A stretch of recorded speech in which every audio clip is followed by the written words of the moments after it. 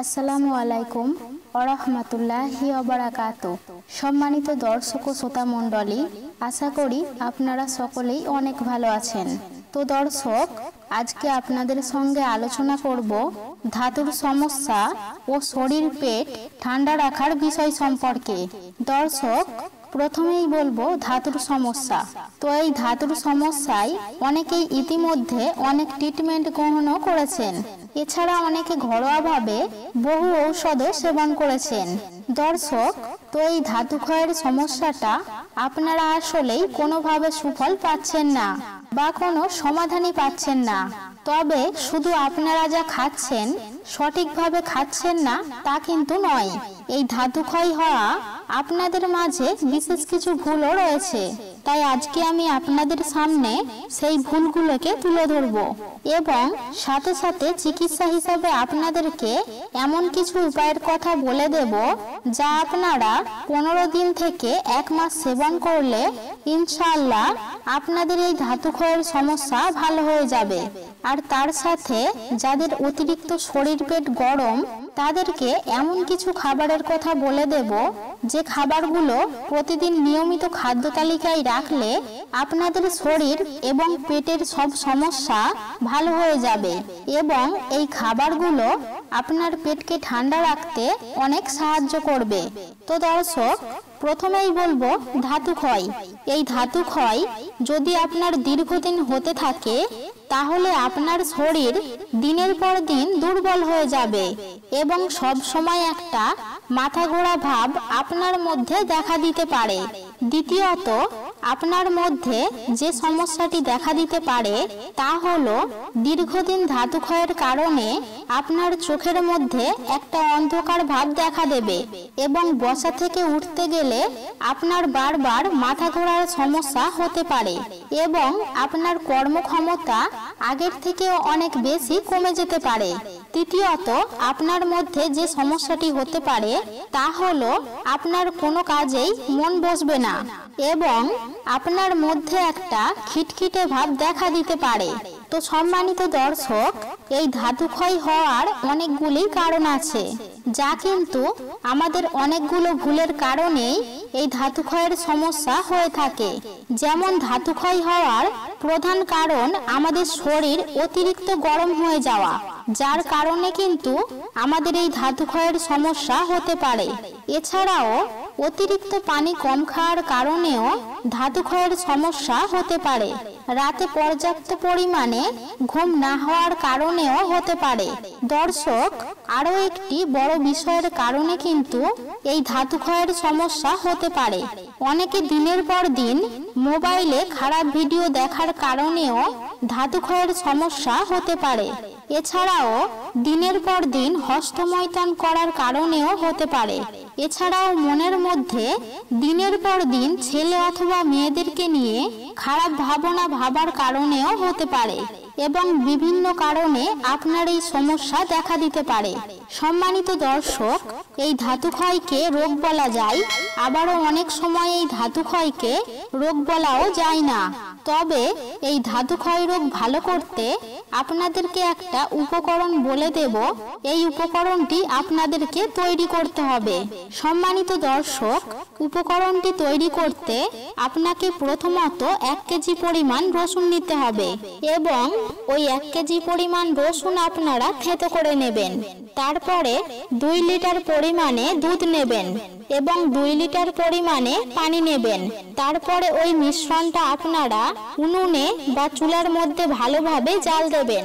দর্শক, এটা তৈরি করতে আপনাদের হয়তো একটু সময় লাগতে পারে, কিন্তু এই ওষুধটি যদি একটু কষ্ট করে আপনারা তৈরি করে রাখতে পারেন তাহলে আপনাদের ধাতু ক্ষয় রোগের সমস্যা সারা জীবনের মতো ভালো হয়ে যাবে। তো দর্শক, আসুন উপকরণটি যখন আপনারা চুলায় বা উনুনে জাল দিয়ে যখন দেখবেন 1 লিটার পরিমাণে বা 1.5 লিটার পরিমাণে হয়ে গেছে, তখন আপনারা ওই উপকরণটি নামিয়ে ভালোভাবে ছাঁকনি দিয়ে ছেঁকে নেবেন বা কোনো ভালো পরিষ্কার কাপড় দিয়ে ছেঁকে নেবেন। দর্শক, তবে ছেঁকে নিয়ে ওই রসুনের ছিবলেগুলোকে আপনারা ফেলে দেবেন। তারপর আবার ওই উপকরণটি চুলায় বা উনুনের মধ্যে বসাবেন। তারপর যতক্ষণ পর্যন্ত ওই উপকরণটি ক্ষীর তৈরি না হচ্ছে ততক্ষণ পর্যন্ত আবারও আপনারা জাল দেবেন এবং যখনই ওটি দেখবেন যে ক্ষীর তৈরি হয়ে গেছে তখন আপনারা ওটিকে ঠান্ডা করে একটা কাচের পাত্রে মুখ বন্ধ করে রেখে দেবেন এবং প্রতিদিন সকালে এবং রাতে আপনারা 2 চামচ করে খাবেন। দর্শক, এইভাবে সকালে এবং রাতে 2 চামচ করে খেতে খেতে দেখবেন যে আপনাদের এই রোগটি একেবারেই ভালো হয়ে গেছে। সম্মানিত দর্শক, তাছাড়া এই উপকরণটি অনেক সুস্বাদু, আপনারা এটিকে করে খেয়ে দেখতে পারেন। এটা আপনাদের অবশ্যই খেতেও অনেক ভালো লাগবে এবং এটি আপনাদের শরীর থেকে রোগগুলোকেও ভালো করবে। দর্শক, আপনারা চাইলে এটাতে স্বাদ বাড়াতে এটাতে তালমিছরি ব্যবহার করতেও পারেন, তবে আগে থেকে তালমিছরি ব্যবহার করবেন না, নয়তো এটি খারাপ হয়ে যাবে। দর্শক, আপনারা যখন এই ক্ষীরটি খাবেন তখন আপনারা একটা বাটিতে 2 চামচ পরিমাণ তুলে নেবেন। তারপরে তালমিছরির পাউডার আপনারা 1/2 চামচ কি 1 চামচ পরিমাণ মিক্সড করে খেতে পারেন। তবে সম্মানিত দর্শক, আপনাদেরকে বারবার বলবো আপনারা ক্ষীরটিতে তালমিছরি আগে থেকে ব্যবহার করবেন না, নয়তো এই ক্ষীরটি একেবারেই খারাপ হয়ে যেতে পারে। এবারে সম্মানিত দর্শক, আসুন খাদ্য তালিকায় আপনারা কোন ধরনের খাদ্য বা খাবার রাখবেন।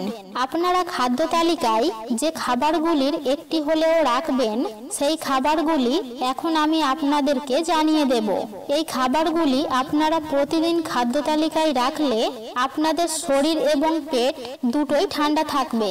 দর্শক, তাই প্রতিদিনের খাদ্য তালিকায় আপনারা যেটি রাখবেন সেটি হলো টক দই।